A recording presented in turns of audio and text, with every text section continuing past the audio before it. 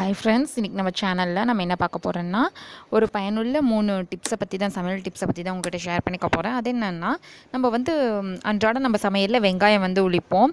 வெங்காயம் உரிக்கும் போதே கண்ணெல்லாம் ரொம்ப எரிச்சல் வரும், கண்ணில் தண்ணி வரும். அதை தவிர்க்க நம்ம என்ன பண்ணலான்னு பார்க்கலாம். ஃபஸ்ட்டு வெங்காயத்தை உரிக்கும் போது கண்களை எரியாமல் இருக்கிறதுக்கு மெழுகு வர்த்தி இருக்கு இல்லையா, அதை ஏற்றி வச்சுட்டு அதுக்கப்புறமா நீங்கள் உரிச்சு பாருங்கள், கண் எரியாது.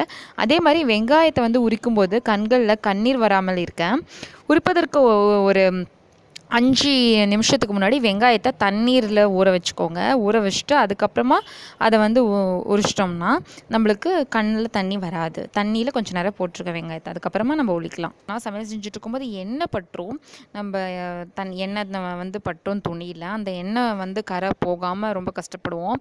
எண்ணெய் கரை போகணுன்னா என்ன பண்ணணும்னா, துணிகளில் பட்ட எண்ணெய் கரையை போகிறதுக்கு முகத்தில் நம்ம போடுவோம் இல்லையா பவுடரை, அந்த பவுடரை அது மேலே போட்டுருங்க. எண்ணெய் கரை இருக்கு இல்லையா, அது மேலே ஃபஸ்ட்டு அந்த பவுடரை போட்டுருங்க.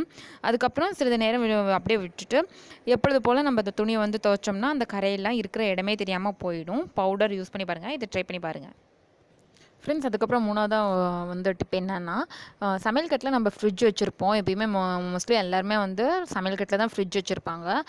வச்சுருக்கிறது பிரச்சனை இல்லை, ஆனால் கொஞ்சம் தூரமாக வைக்கிறது தான் பரவாயில்ல. ஃப்ரிட்ஜுக்கும் அடுப்புக்கும் இடைவெளி அதிகமாக இருக்கணும்.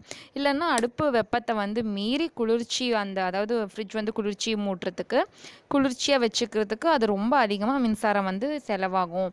அதனால் ஃப்ரிட்ஜும் நம்ம ஸ்டவ்வும் கொஞ்சம் தூரமாக இருக்கிறது தான் பரவாயில்ல. அது மட்டும் இல்லாமல் மின்சாரம் அதிகமும் செலவாகிறதும் இல்லாமல் ஸ்டவ் பக்கத்தில் இருக்கக்கூடாது.